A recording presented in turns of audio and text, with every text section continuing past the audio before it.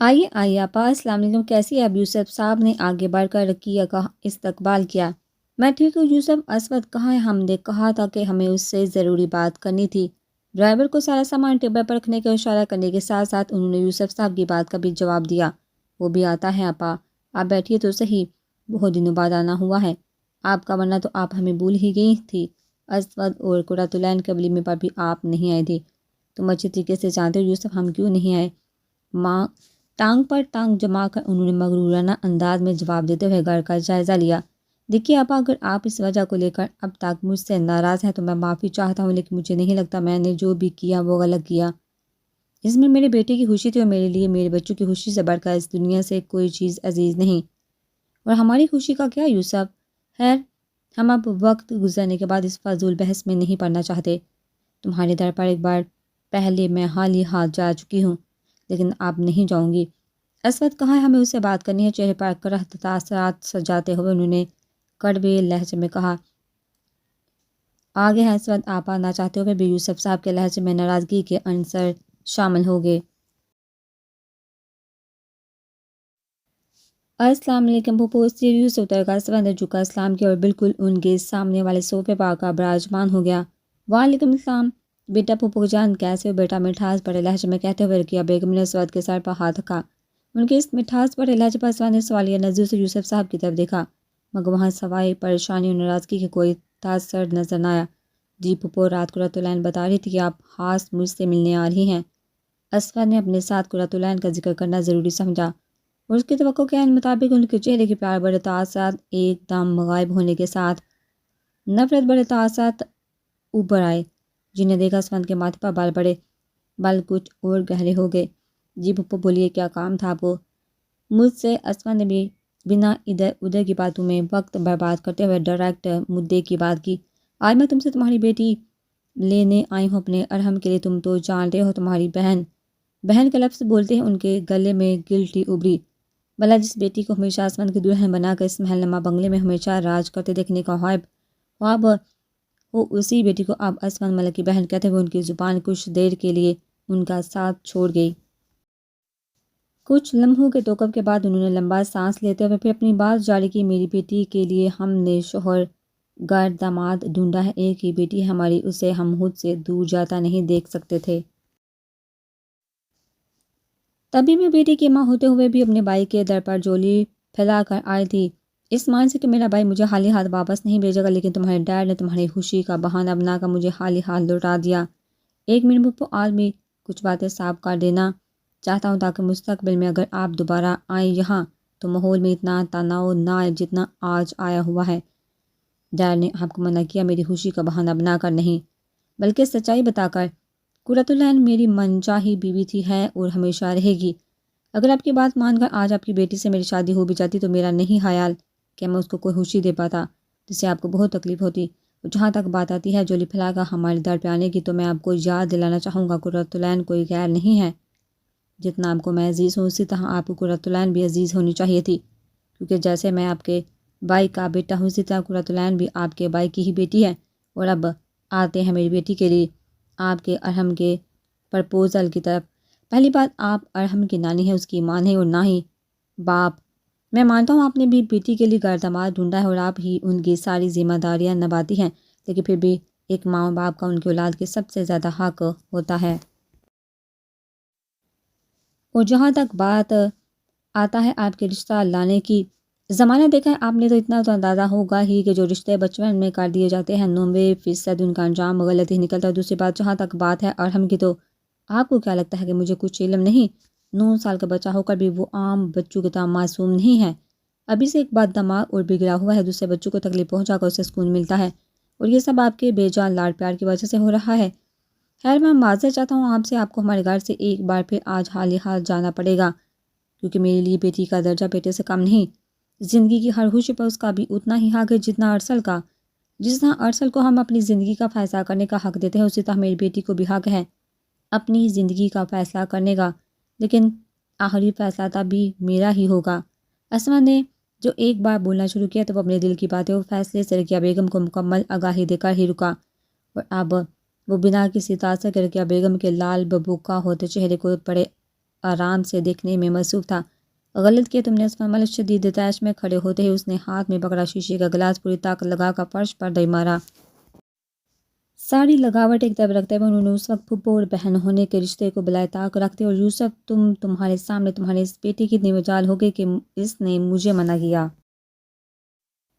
رقیہ ملک کو منع کیا تم نے میرے بیٹی لینے سے انکار کر دیا۔ اس وقت میں نے کچھ نہیں کہا، لیکن آج میرے احرام کو تمہارے بیٹے نے تمہارے ہی سامنے اپنی بیٹی دینے سے انکار کر کے رقیہ ملک کی انا کو ٹھیس پہنچائی ہے، یا پھر یوں کہو برسوں سے دبی ہوئی رقیہ ملک کی ضد جگائی ہے۔ آج میں رقیہ ملک تمہارے گھر میں کھڑے ہو کر تم دونوں باپ بیٹا کو یہ چیلنج کرتی ہوں، اگر روح کسی کی دلہن بنے گی تو وہ میرا ارحم ہوگا۔ اپنی بات کہتے ہوئے تیزی سے کر کے خارجی دروازے کی طرف بڑھ گئی۔ عصمت نے کچھ کہنے کے لیے منہ کھولا ہی تھا کہ اپنے کندھے پر یوسف ملک کے ہاتھ کے دباؤ پر حیرت سے ان کی طرف دیکھا۔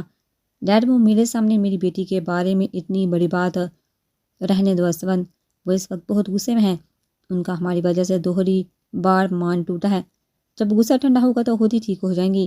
یہ ایک اندھیرا کمرہ تھا اور اسی کمرے کے بیچوں بیچ ایک گول میز کے ارد گرد بیٹھے 6 نفوس کے درمیان کسی مدعے پر سخت بحث ہو رہی تھی۔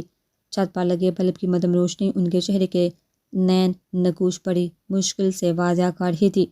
میں اس عصمت ملک کو آج بے بس کر ہی دیتا اگر اس کی وہ بیٹی میرے ہاتھ لگ جاتی، لیکن عین وقت پر نہ جانے وہ کون تھا جو اس کی بیٹی کو بچا لے گیا، ورنہ آج۔ ان میں سے ایک نوجوان عمر کا لڑکا بولا اور ساتھ ہی غصے میں ٹیبل پر زور سے مکہ دے مارا۔ تم بس کرو لڑکے، تمہارا بدلہ صرف اتنا سا ہے کہ تم عصمت ملک کو برباد کرنا چاہتے ہو۔ ہم آج جہاں ہیں کیونکہ تم نے ہمارا ساتھ دیا، ہمارے بدلے میں اسی وجہ سے ہم لوگ اپنا دندہ چھوڑ کر پاکستان میں تمہارے لیے 2 سال سے ہوار ہو رہے، لیکن 2 سال سے تم اس عصمت ملک کو برباد کرنا تو بہت دور کی بات، اس کا بال تک اکھاڑ نہیں سکے، اور آج تمہاری یہ آخری خواہش عصمت ملک نہ ہوتے ہوئے بھی کوئی اور آ کر ناکام بنا گیا۔ یہ تم نے آخری موقع مانگا تھا ہم سے کہ اگر تم اس بار ناکام ہوگے تو ہم واپس اپنے ملک چلے جائیں گے۔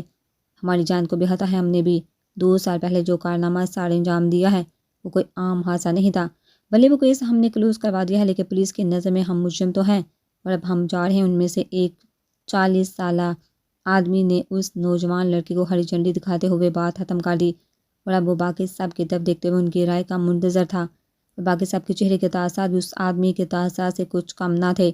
ٹھیک ہے، لیے چلو، ٹھیک ہے، چلے جاؤ سب اپنے اپنے ملک اور کاموں پر، لیکن ہم سب نے مل کر ان 2 سالوں میں جو کام شروع کیا ہمیں اس کے لیے تیار رہنا پڑے گا۔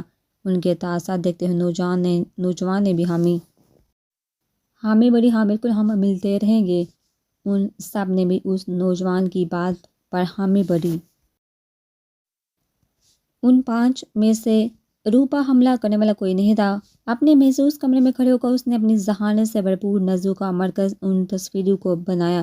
ان سب کی عمر 35 سے اوپر ہے، جبکہ جس نے آج روح پر حملہ کیا اس کی عمر 25 سے بھی کم تھی۔ ہو نہ ہو جن لوگوں کی مجھے تلاش ہے، یہ مہرہ مجھے ان سب تک لے کر جائے گا۔ چیئر پر بیٹھ کر اپنے سامنے رکھی فائلز کو چھانٹتے ہوئے وہ کسی اہم سراغ کی تلاش میں تھا، تبھی ایک لال رنگ کی فائل کے تیسرے صفحے کو پلٹتے ہی کچھ تصویریں پھسل کر ٹیبل پر آ گری، جنہیں دیکھتے اس کی آنکھیں حیرت سے پھیل گئی۔ یہ اس کے ساتھ اور اس جگہ پر اپنے ہاتھوں میں پکڑی ایک تصویر کو دیکھتے ہوئے اسے شدید حیرت نے آن گرا۔ کچھ ہی لمحوں نے ان نیلی آنکھوں کی حیرت شدید نفرت و غصے کا روپ اختیار کر گئی۔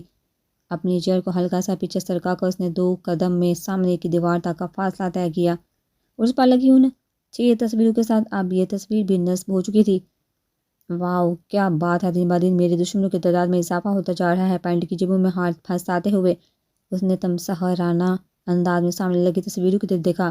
لمبا سانس لے کر آنکھیں بند کرتے ہوئے اس کے سامنے دوبارہ دل دہلا دینے والا منظر گھومنے لگا۔ شدید غصے میں سرخ ہوتی آنکھوں سے اس نے ایک بار پھر سامنے دیکھا۔ گھٹن زدہ ہوتی سانسوں، دل کی بڑھتے درد پر اس نے ایک لمبا سانس لے کر آنکھیں موند لی۔ پلکوں کی بڑھتے ہو کر ایک آنسو نہ چاہتے ہوئے بھی پھسل گیا۔ بڑھتے غصے کے ساتھ دوبارہ اس کے سر میں درد کی ایک شدید ٹیس اٹھی۔ آنکھوں میں اندھیرا چھانے کے ساتھ وہ لڑکھڑا کر فرش پر جا گرا۔ مصطفیٰ بیٹا، کیا ہوا ہے آپ کو؟ کوئی باری چیز گرنے کی آواز شمس سب جیسے کمر میں دال ہوئے سامنے مصطفیٰ کو بے حس و حرکت پڑے دیکھ کر ان کے دل کو جیسے کسی نے مٹھی میں لے لیا۔ مصطفیٰ بیٹا اٹھو، کیا ہو گیا ہے آپ کو؟ اس کا چہرہ تھپتھپاتے ہوئے شمس صاحب نے جلدی سے موبائل نکالا، تیزی سے فیملی ڈاکٹر کا نمبر ملاتے ہوئے ان کے ہاتھ مسلسل کپا رہے تھے۔ Hello doctor, please doctor, come fast Mustafa کی حالت پھر سے خراب ہو گئی، وہ بے ہوش ہو گیا ہے۔ ٹھیک ہے شمس صاحب، میں ابھی آتا ہوں۔ اسپیکر سے ایک مردانہ آواز ابھری، جلدی آئیے please dad dad dad please listen. Chand بیٹا کیوں تانگ کر رہے ہو؟ دیکھو میں کام کر رہا ہوں نا۔ تو ڈیڈ آپ کام کرنے کے ساتھ ساتھ میری بات بھی سنیے نا، ٹھیک ہے؟ یار تم بھی بالکل اپنی ماں پر ہی کے ہو، وہ بھی پہلے اپنی بات آگے رکھتی ہے پھر میری کوئی بات سنتی ہے، اور تم بھی لیپ ٹاپ ایک طرف کرتے ہوئے وہ چاند کی طرف متوجہ ہوا۔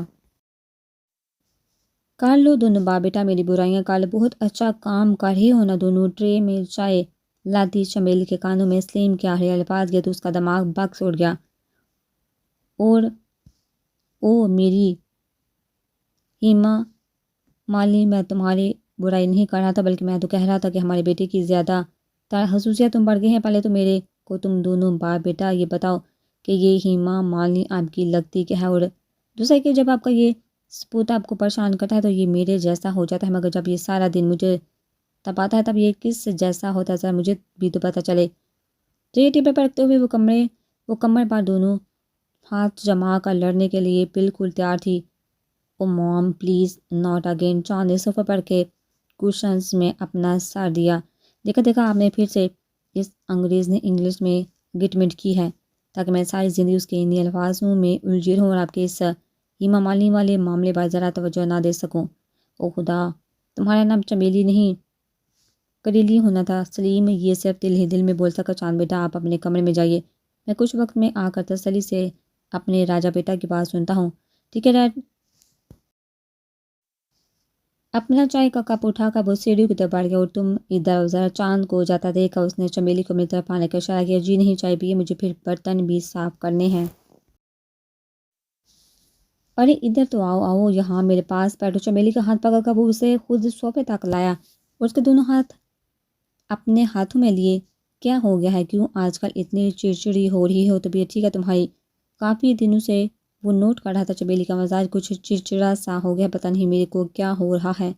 میں ایسا کرنا تو نہیں چاہتی مگر سب کچھ خود ہی ہو جاتا ہے، دل بوجھل رہتا ہے ہر وقت۔ وہ کیا چمیلی؟ کھل کر بتاؤ کیا ہوا؟ وہ کیا؟ وہ جیسا چاند کی پیدائش سے پہلے ہوتا تھا مجھے ابھی بھی ویسا ہی ہو رہا ہے۔ اپنی بات کہتے ہوئے وہ پھوٹ پھوٹ کر رو دی۔ او خدا، پاگل ہو گیا، اس میں رونے والی کون سی بات ہے؟ 7 سالوں بعد خدا ہمیں دوبارہ اولاد جیسی نعمت سے نوازنا چاہتا، بلکہ یہ تو خوشی کی بات ہے، اور اگر تم مجھے یہ بات پہلے ہی بتا دیتی تو یہ نوبت ہی نہ آتی۔ اب رونا بند کرو، اس میں رونے جیسا کچھ بھی نہیں ہے۔ اس کے آنسو صاف کر کے سلیم نے اسے اپنے آغوش میں لیا۔ اب تمہیں کوئی کام کرنے کی ضرورت نہیں، میں 2 یا 3 کام والیاں رکھ لیتا ہوں، کوئی ٹینشن لینے کی کوئی ضرورت نہیں ہے، ریلیکس ہو جاؤ اب۔ دیکھیے شمس صاحب، مصطفیٰ کی میڈیکل رپورٹ کے مطابق مجھے بہت افسوس سے کہنا پڑ رہا ہے۔ کیا ہو گیا ہے ڈاکٹر؟ مجھے ساری بات بتائیے۔ یہ جو مصطفیٰ بے ہوش ہو جاتا ہے بار بار، یہ صرف اس حادثے کی وجہ سے ہوتا ہے نا؟ مطلب وہ بس زیادہ سٹریس لیتا ہے تبھی ہوتا ہے نا؟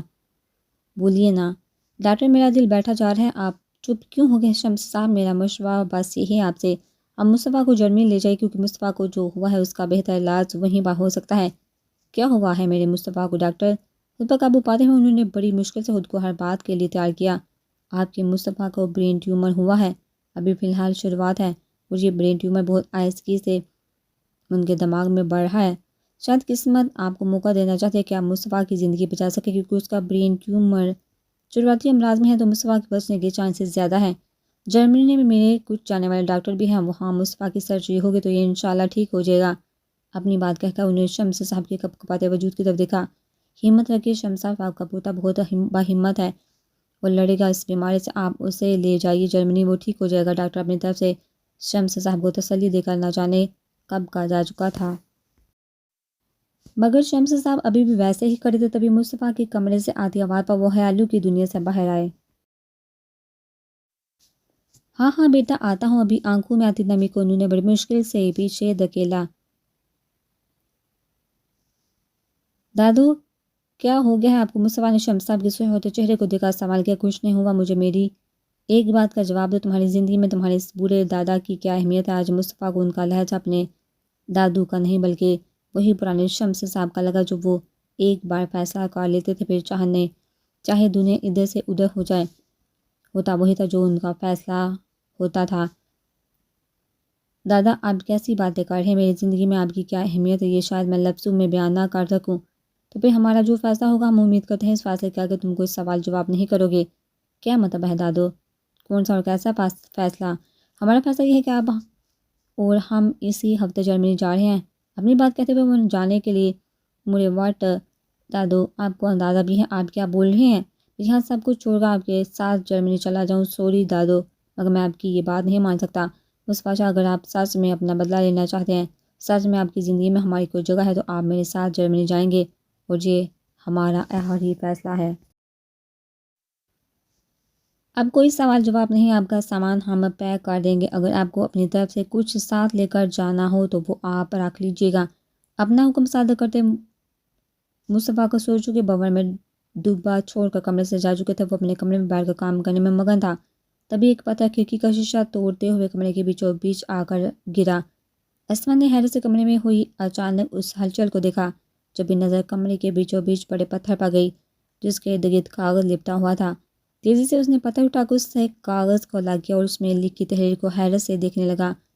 اپنی بیٹی کی حفاظت کرو اسمن ملک، اس کی جان کو خطرہ ہے، اس سے مذاق سنبھال کی غلطی مت کرنا، کیونکہ ایک نمونہ تم کل دیکھ چکے ہو۔ یہ کون ہو سکتا ہے، دوست یا دشمن؟ بھاگ کر کھڑکی کھولتے اس نے ادھر ادھر نظر دوڑائی، لیکن وہاں کوئی نہیں تھا۔ مجھے اس کو سچ میں سیریس لینا چاہیے، یہ کوئی مذاق نہیں۔ آج جس طرح سے روح پر حملہ ہوا ہے اس سے صاف پتہ چلتا ہے اس ورق پر جو بھی لکھا ہے وہ سچ ہے، مگر یہ کون انسان ہے، کون ہے جو میری مدد کرنا چاہتا ہے؟ پلر کی اوٹ سے جھانکتی دو نیلی آنکھوں نے اسمن کے پرسوچ چہرے کو غور سے دیکھا، اور کسی حد تک اسمن کے چہرے پر پہلے اطمینان کو دیکھا۔ وہ سمجھ گیا تھا کہ اسمن ملک کو اس کی بات سمجھ میں آ گئی ہے، یا پھر اس بات کا اندازہ اسے پہلے سے تھا۔ جو بھی ہو، مگر روح کو خطرہ اسمن ملک کی سوچ سے بھی زیادہ تھا۔ ایئرپورٹ پر ایک الگ تلگ کونے میں بیٹھ کر وہ بے دلی سے ادھر ادھر دیکھنے میں مگن تھا۔ شمس صاحب نے ایک نظر اس کے بیزار چہرے کی طرف دیکھا، چپ چاپ خود بھی دوسری طرف دیکھنے لگے۔ کچھ دیر میں ہماری فلائٹ ہے، کچھ توقف کے بعد شمس صاحب نے اسی خاموشی کو توڑا۔ ٹھیک ہے دادو، شمس صاحب کی طرف دیکھتے ہوئے اس نے روکھا سا منہ بنایا۔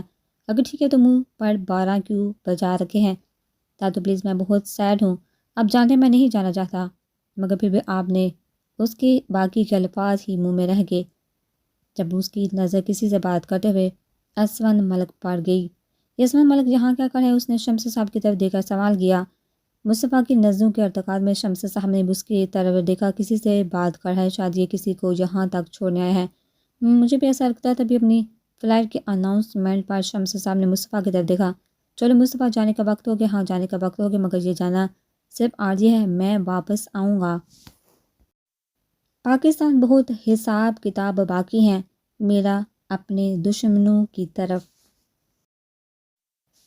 یہ سب سے اس نے دل میں سوچا، اپنے قدم آگے کی سمت بڑھا دیے، لیکن نہ جانے اس کی چھٹی حس بار بار کیوں سے خبردار کر رہی تھی۔ نامحسوس طریقے سے اس نے ہر طرف نگاہ دوڑائی، مگر اس نے اپنے آس پاس کچھ مشکوک نظر آئے، مگر اس کا دل مطمئن ہونے کا نام نہیں لے رہا تھا۔ تبھی کوئی اس سے بری طرح ٹکرا کر بنا اس کی طرف دیکھے آگے نکل گیا۔ مصطفیٰ نے تیش بڑی نظر سے اس کی پیٹھ کی طرف دیکھا، تبھی شمس صاحب نے اس کا بازو پکڑتے ہوئے پرسکون کرنے کی کوشش کی۔ کوئی بات نہیں بیٹا، زیادہ لوگوں میں ایسا دھکا لگ جاتا ہے، اس میں غصہ کرنے جیسی کوئی بات نہیں بیٹا۔ جی دادو، نظر جھکا کر اس نے اپنی طرف سے شمس صاحب کو مطمئن کر دیا تھا۔ ہر ٹچ کا ایک مطلب ہوتا ہے، جس طرح یہ انسان مجھ سے ٹکرا گیا ہے، یہ کوئی نیچرلی عمل نہیں تھا، بلکہ یہ جو کوئی بھی تھا مجھ سے جان بوجھ کر ٹکرایا تھا۔ مصطفیٰ نے چپ چاپ چلتے ہوئے گہری نظروں سے خود سے ٹکرانے والے کی پیٹھ کو غور سے دیکھا۔ سر تپاؤں اس کا جائزہ لیتے ہوئے اس کی نظر سامنے والے آدمی کے جوتوں پر گئی۔ ان میں سے ایک جوتے کی ایڑی دوسرے جوتے سے تقریباً 3 انچ بڑی تھی، مگر وہ چال بالکل سیدھا رہا تھا۔ اس کا مطلب صاف تھا، وہ جو کوئی بھی تھا، اس کی ایک ٹانگ چھوٹی تھی۔